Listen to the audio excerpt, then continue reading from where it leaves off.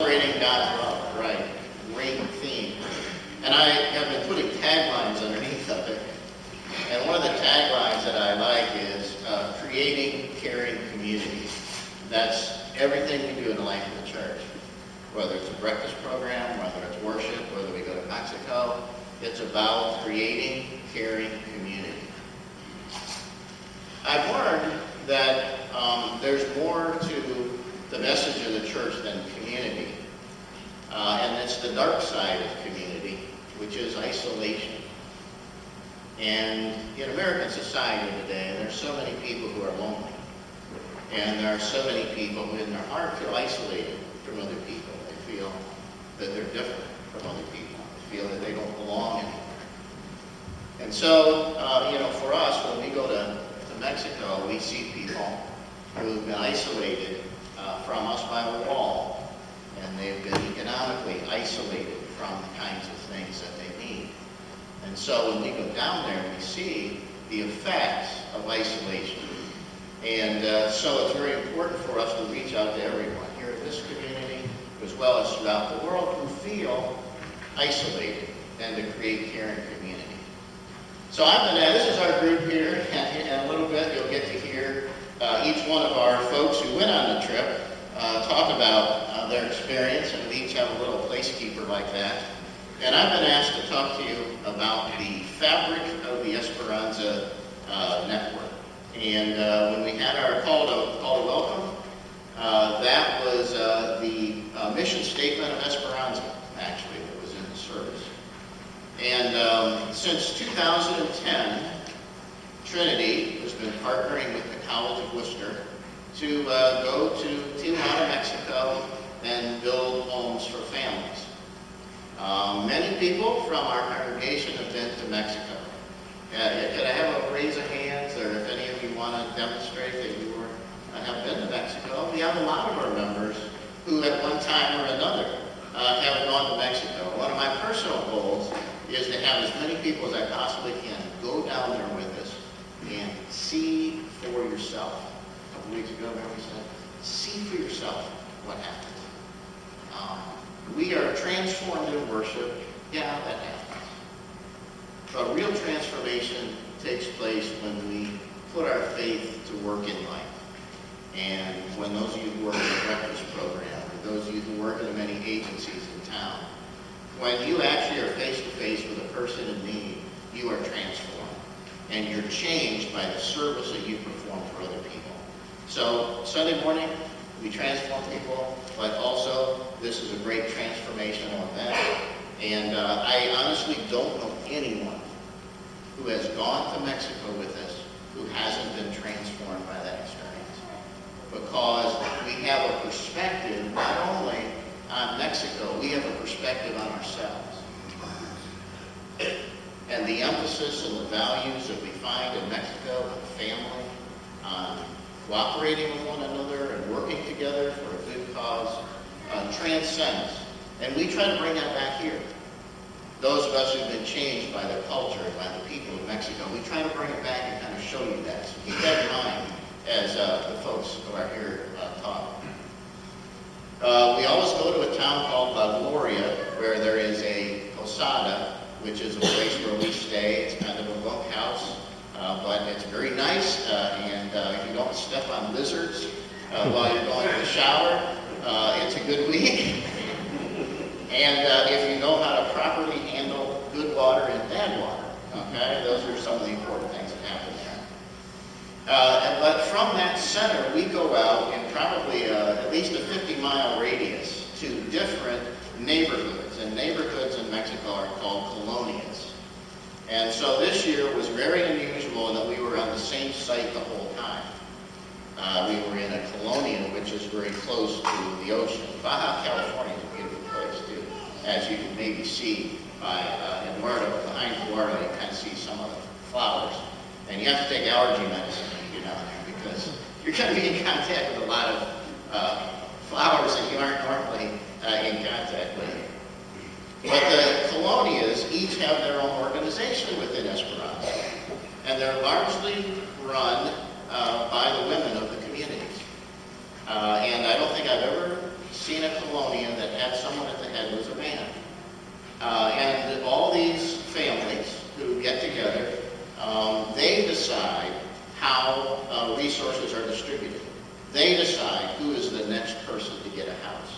So the whole organization is run by the people who decided to be a part of the organization. It's a very a great organization, started in the early 90s by a couple of Catholic priests and I think a Presbyterian minister from the state of Washington who came down and saw the need and decided to start Esperanza. So it's been going since then, and I invite you to go to esperanzainternational.org, and you'll be able to see the homes and get a better feel for the organization. So today, we have a lineup for you, people, to talk about their experience. And Susan Muskoff is our first speaker.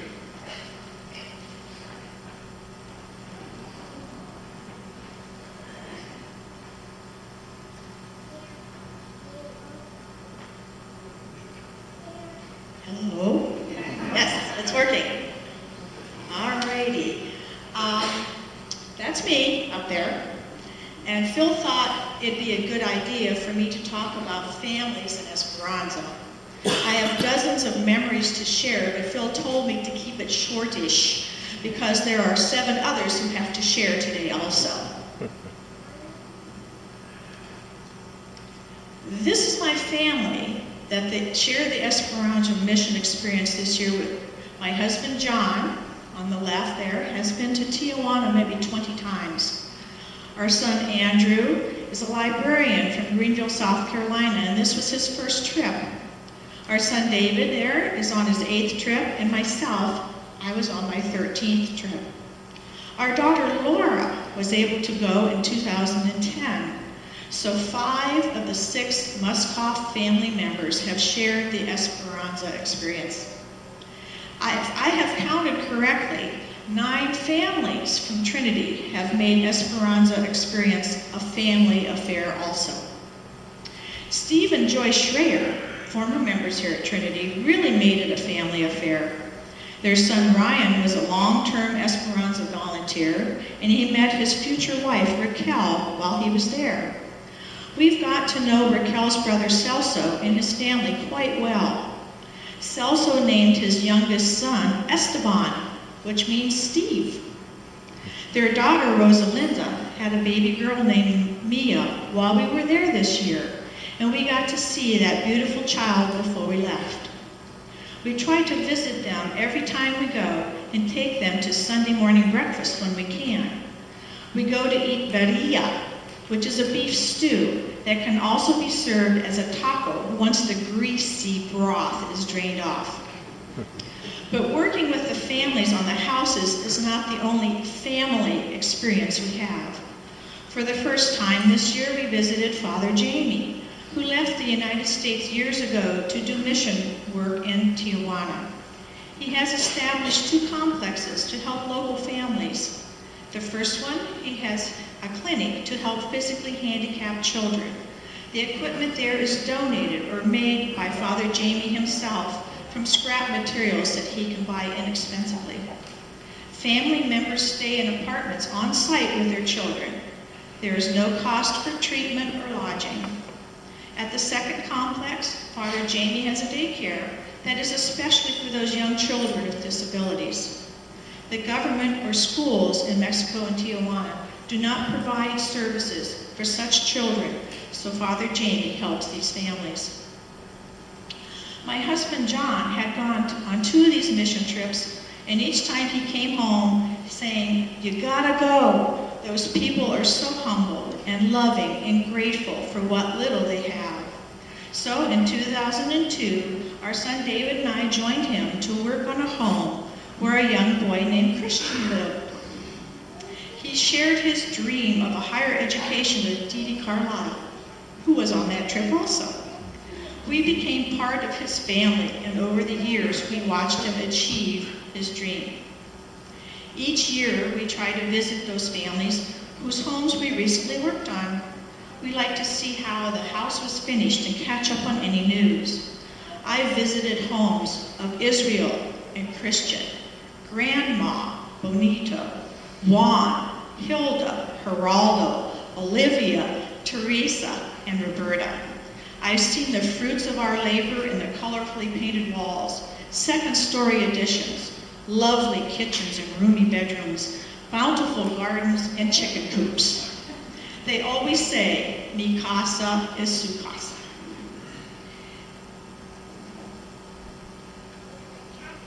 In 2004, we went with 12 members of the Trinity Church family to work on the homes of 2 women who were neighbors.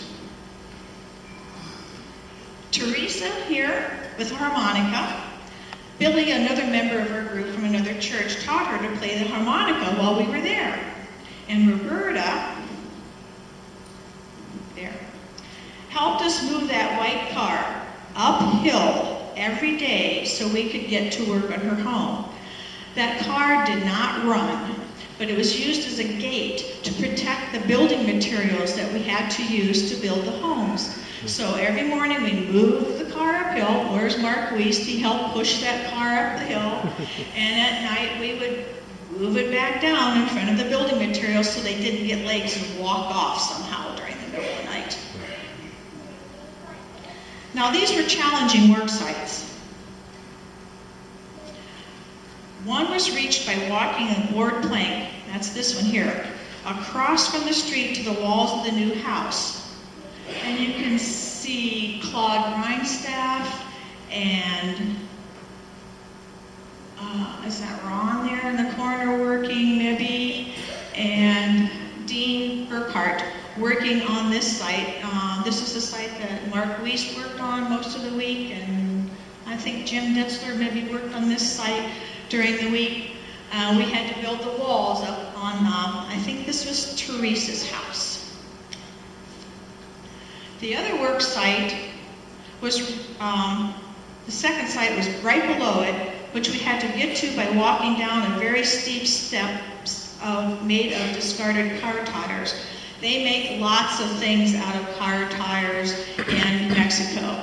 And in that hole, you see Jeff Fizo, and I think that's Jim down here in the lower left corner, and my husband John, and I'm not sure who's in the blue shirt back there, but that must be another Trinity person working in there. But we had to dig the foundation for that house, put up the walls, and then backfill it with dirt so they could pour the floor. We were in the neighborhood close to Christian's house, and when Christian heard the group from Ohio was working on Teresa and Roberta's, he and his mother walked 2 miles to see us. So that's Christian and his mom and John and I visiting with Christian.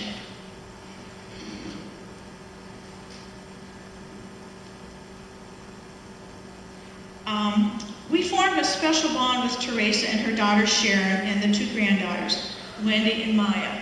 Now that's Sharon standing to the far left holding the little one Maya. We were able to visit them again in 2005 with gifts for the girls and saw that much of the houses were complete. And a visit in 2010 was a sad one when we found out that Sharon was pregnant but also suffering from cancer. This year we worked on a house for Arturo Garcia and his wife Luz and their 2 daughters, 15-year-old April and 12-year-old Melanie. They also have 2 older children, and they had all been living in Bend, Oregon. While he worked there in the forestry helping to plant trees, he said he loved to fish in the mountains and he even liked the rain and the snow. But like many immigrants, he did not have the proper papers, so when he had a DUI, he was immediately deported. He told his wife Luz, "I made a mistake, and I would not blame you if you did not come with me and leave the good life we had in Oregon." But she said, "I married you, I love you, and I will join you in Tijuana." So 6 years ago, they moved into Arturo's mother's 3-room house with their 2 young daughters. Now he is working at a car factory, battery factory, and April told us she hopes to go to culinary art school when she completes high school. We discovered while we were working in Arturo's home, just over the hill from Teresa and Roberta's neighborhood, so we decided to stop in. As soon as Teresa saw the large vans pull up, she knew it was the group from Ohio, and we had come to visit. We got caught up on family news. Sharon, her daughter that was pregnant in 2010, had given birth, and she knew that she would not be around to care for that baby, so it was given up for adoption. After Sharon passed away, her husband took Wendy and Maya to live close to his parents, and Teresa has not seen them in 5 years. We got to play Pass the Baby, holding her youngest grandson, Kenan, and we met her other grandchildren. And then all of a sudden, Roberta showed up, all excited to see us too. She said she had something to show us, but she could not find it before she came over to visit. She made us promise to come back and had something to show us the next day. She showed us a worn photo album that had been made for her by one of the ladies that in our group that had worked on her homes in 2004. It was well worn and falling apart, but it still had all the love in it. And you can see that Sharon and Maya in the center, and lower left is John and myself and Mark Least sharing our lunch on top of concrete block. And that is Roberta and a neighbor lady cooking our lunches for us. And she had saved all these photos in this photo album since 2004.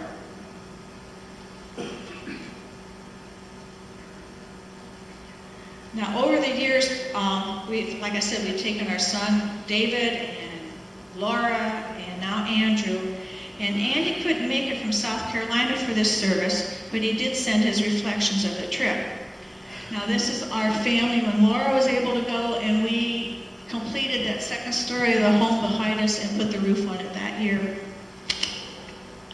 This is our sons, David and Andrew, and they're cleaning up the current year's work site. You have to clean everything up off the floor before they come in the next week to put up your ceiling.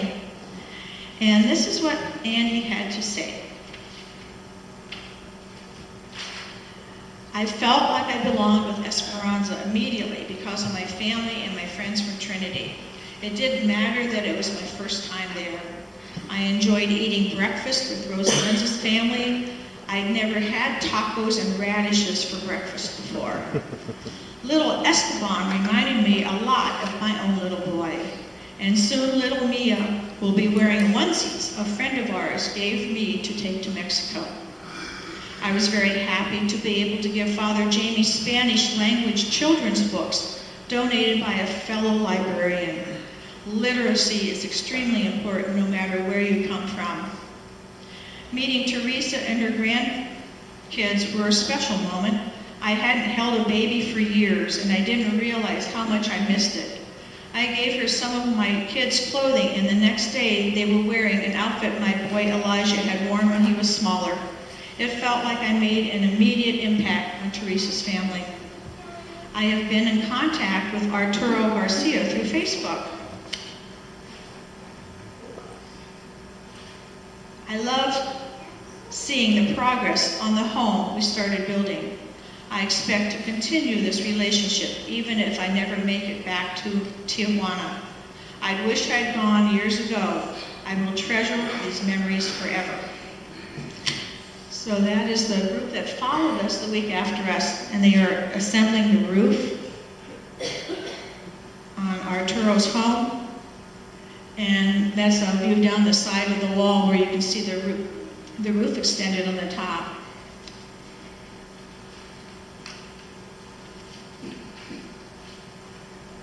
And in conclusion, I have to say that to have a family or a sense of family is one of the most important things you can have.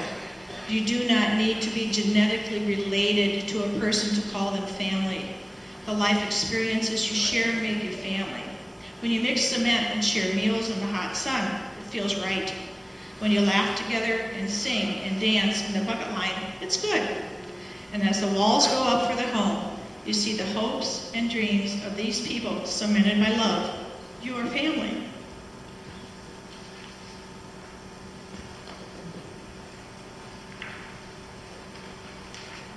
I didn't know Andy had sent another picture.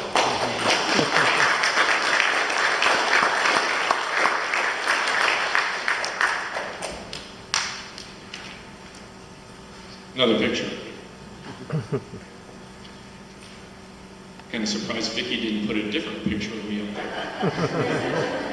If you happen to see Vicki, our church secretary, just thank her for all of her work. She does a PowerPoint whenever we have this service. She also did the video that you'll see in a few minutes. And again, I'm Phil Starr again. I too, like Susan, my wife Karen, and daughter Rena have gone on this trip many times. And Rena was actually a long-term volunteer about 4 years ago for 3 months. So it's a great family experience as well. I'd like to talk a little bit about safety and security, because that's probably the biggest question that I get about going on this trip is, why would you want to go down to Tijuana? You guys are probably running drugs, or you're doing something else bad down there. Well, in all of our experience, it's no different than any other big city. I always give the example, I wouldn't want my daughter walking from the Cleveland Square to the Cleveland Clinic at 3 o'clock at night. That just would not be a smart thing. So we try not to do stupid things per se. We travel in groups, we stay together when we shop. So yeah, random things could happen, but we've never been afraid. It's just like any other place, and that's the kind of neat part about the trip. And this year especially, with the talk of the wall, and we were maybe a little concerned they might be a little bit against us, but they just love the fact that we were down there still helping them in light of everything that's going on. My standard response has been, Tijuana is like any other large city. We in the Esperanza organization make every effort to keep our group safe the entire week. The Tijuana people are just like you and I, and they have strong family structures. Around the corner from the Posada is a Catholic church. We've gone a couple times. We ended up worshiping there Sunday morning. It's a bit of a challenge for me since I don't speak Spanish.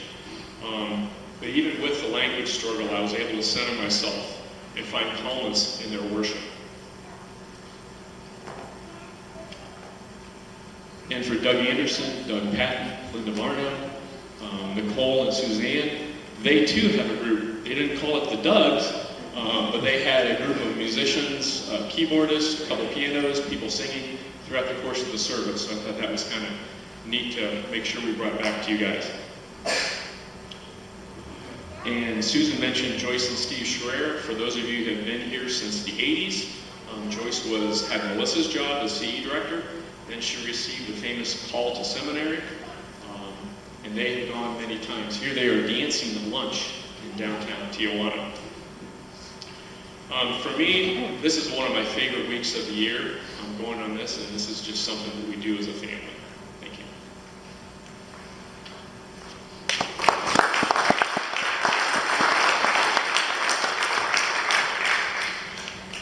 All right, hello. My name is Hannah Gall, and I'm a senior at the College of Worcester this year.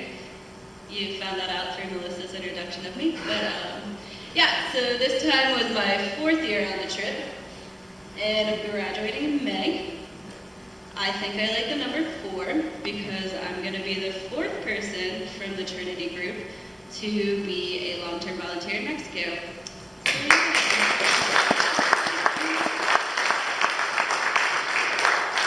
Alright, so I'm not really sure what I'm going to talk about today, but while I was sitting here thinking about it, I figured, why not kind of give you a backstory on how I got to this decision of moving to another country and abandoning my language and all the food I enjoy. Not that I don't enjoy Mexican food, but a lot of things that I'm leaving behind.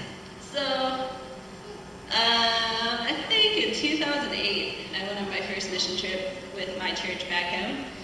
And, well, my mom was going, but she wasn't going to take me. And that was because I was in high school. I had a lot of things to do, schoolwork, dance classes, band, who knows what I was doing. I had way too much on my plate. Fortunately, a man named Denny Krebs from our church, a nice older gentleman who is in charge of a lot of the youth functions at our church, convinced my mom to let me go. He told her it would be one of the best experiences of my life and that I would never regret it and I would never want to do anything else. My mom talked to my dad, who was also here. He didn't go on the trip, but that's okay. We'll get him there eventually. So Dad said, well, it's up to you. Mom said, okay, well, I guess if Denny says she should go, then I guess she's going to much just 1 week of school.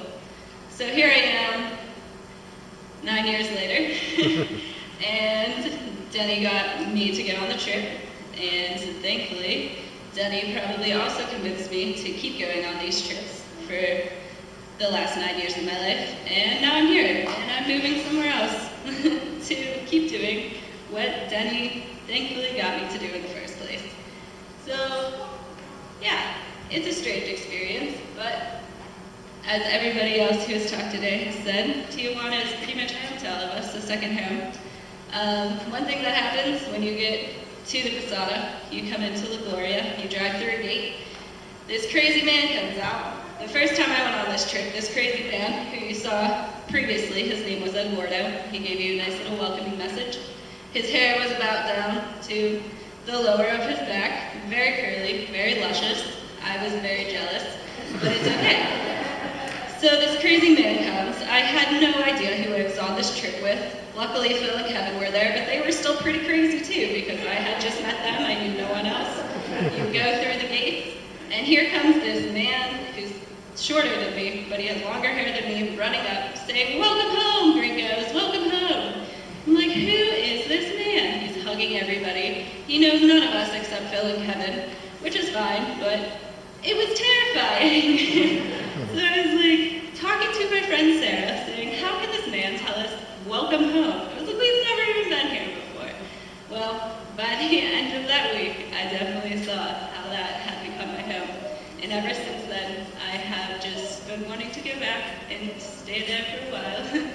And just keep hoping, just keep meeting new friends, becoming part of new families. And yeah, it's been a great time. And so, starting July 15th, I'll be going back home. Eventually, I'll come back here too.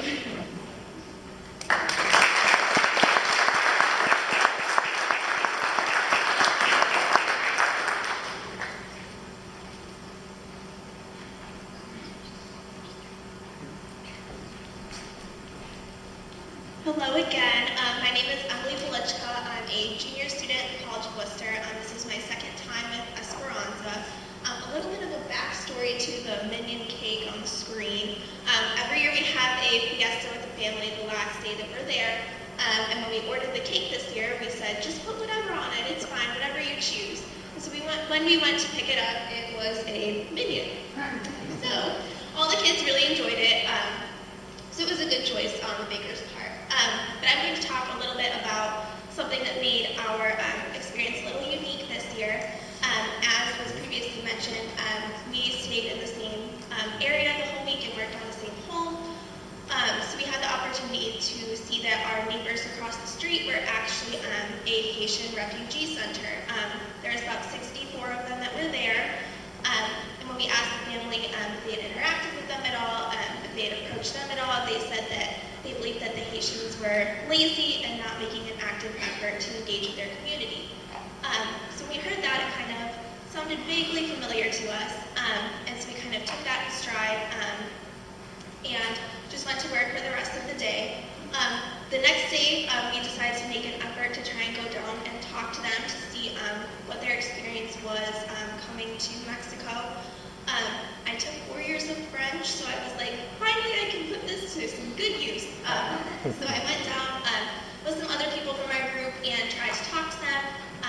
It was a little more difficult because the French accent is very thick compared to like the recordings that I listened to in high school. So there was still a little bit of a language barrier there, but they were so happy to just talk to us and kind of share a little bit of their story. And I think that definitely made them more comfortable with us being there as the week went on. The next day, there was just a little more of a step forward. We saw more of them outside. They were getting closer to our work site. They would wave to us when we entered the area or wave goodbye as we were leaving. We just started to form kind of like a friendly neighborhood with them. It was a good relationship building.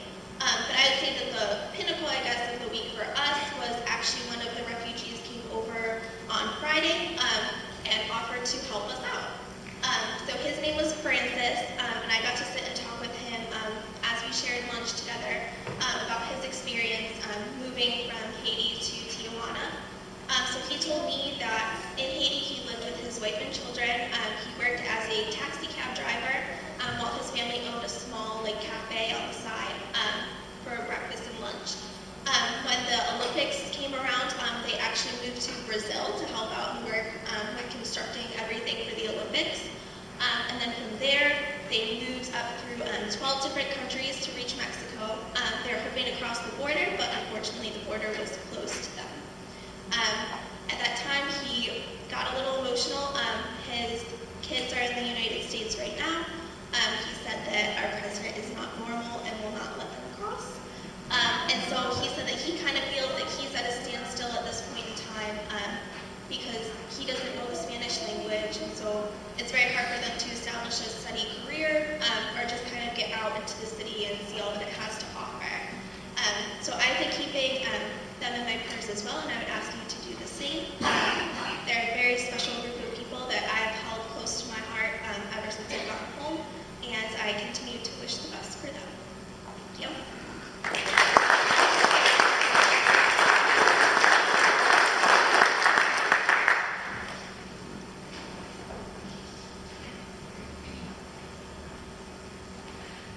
Good morning, everyone. My name is Mo. I am a junior at the College of Worcester, and this is my third trip down. I'll be talking to you guys about the fun activities we did in the evening. So first, I think it was Saturday, we went to the Cultural Center, and this display was made by a local woman. It was Women's Appreciation Month in March. And she knitted this whole display of cakes and pastries. I didn't know you could knit something as elaborate as that and make it look so good. Every year we also go to the orphanage. This year was a little different because when we got there we found out that a new government agency had kind of taken control of how the orphanages in Tijuana ran. So unfortunately, we weren't able to take any pictures with any of the little girls that we interact with. We kind of switched it up this year. Usually we get pelted with dodgeballs, but we decided to make jewelry, and we made beaded necklaces and bracelets with the girls. This was at the border. They had a little rally, I believe it was on Sunday. Last year I noticed that they had a bi-national garden. So they had students from an American high school and students from Tijuana High School construct a garden across the gate. But this year they had some sort of a rally where the families from both sides came to the border, and they kind of had a ceremony. And in this picture you see us putting our hands to the wall with the others on the other side.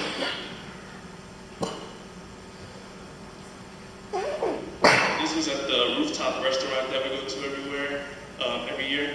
You see Cindy, Emily, and Hannah. They have a chicken bowl, which is basically this rock filled with this boiling lava of sauce. And then there's cactus and chicken and cheese, and then they just throw it in there. This is my favorite moment. This is at the Tijuana Cholos game.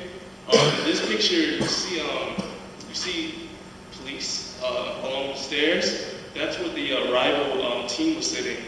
And so the reason why you see two people getting arrested is because when the rival team scored, they had set off smoke bombs. And so, of course, they didn't want to get caught, so they figured they'd just sit on them and try to hide. And that actually made the job easier for the police, because they just looked for the purple smoke coming out of somebody's accident. So everyone, even though we lost, everyone enjoyed that moment, I think. So this is just another picture of the game. I think we lost 0-2. The Tijuana Cholos are kind of like the Cleveland Browns down there. We just have a great time. And now here's Cindy.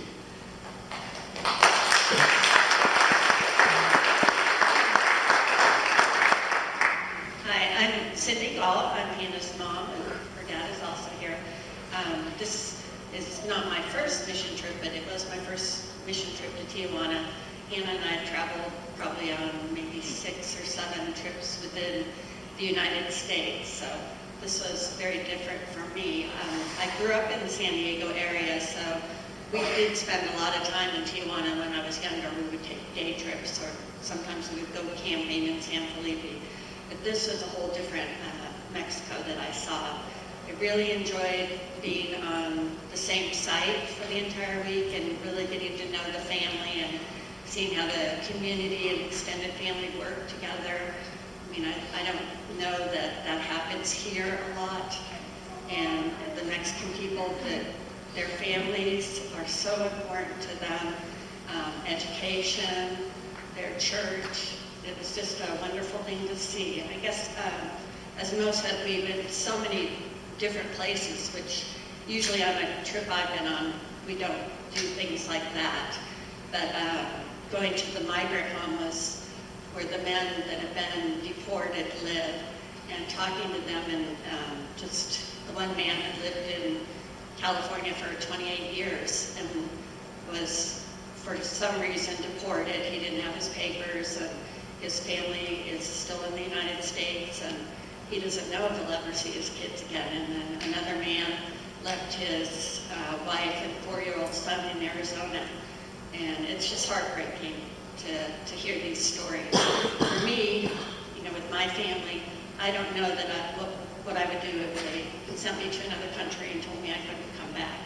So the resilience of the human spirit is something that really struck me. But I also had an ulterior motive in going because, as you heard Hannah say, she'll be moving there. So I really want to see where she'd be living and working, and I feel totally comfortable with her going there. I mean, I'm going to miss her terribly, of course, but so it was a wonderful trip. Thank you to the people from Trinity for making me feel so welcome. I hadn't met anybody except, of course, Hannah and Emily. And so I met everybody at the airport in San Diego, and we hopped in the vans and we were off. So it was a wonderful experience, and I would encourage anybody that hasn't gone to go. Thank you.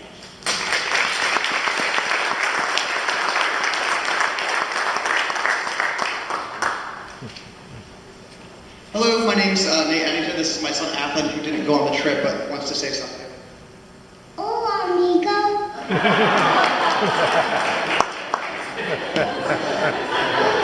Thank you. So, we've been practicing that at the pew. He doesn't speak Spanish, so he wants to think that he did. When we were down there, it was very obvious for me to see the division that we often, the superficial division that we create of us versus them. While we were there, I was doing some reading from a book called New Seeds of Contemplation by Thomas Merton, and his early chapters often speak about this fake division that we make. And it was very obvious to me, don't you press that button, it was very obvious to me when we were at the wall, this concept of us versus them, right, that we've placed this wall there, and we're sitting there putting our hands and touching just fingertips. That's all that you can fit in between the grate. And I just kept thinking, they're just like us. They're just like us. How could we have built this wall between us and them? And it was very interesting. You can talk later. It was very interesting the next day as we got to our work site, and as Emily mentioned, we saw this Haitian refugee camp, right? We'd heard this story from the families about why they weren't talking to them, right? They said, well, the Haitians are lazy, and they don't want to speak our language, and they come and they don't get a job. And I just thought, they're just like us. They're just like us, right? Only now we're, as Kevin said, we're seeing that shadow side, right? That isolation side, where we've isolated them, and they in turn have isolated others. And that's, for me, was my impression that I brought back, right? Is what can we do here in this community to break down those walls? So often, when I work at the College of Worcester, I hear that about the townies. And of course, when students talk about that, they don't realize that I too live in town. And so for them and for me, the challenge is always to break down those walls, to say, the people that live in this town, your town, they're just like us. They're just like us. So thank you so much for allowing us to stay. Can you say adios? Adios.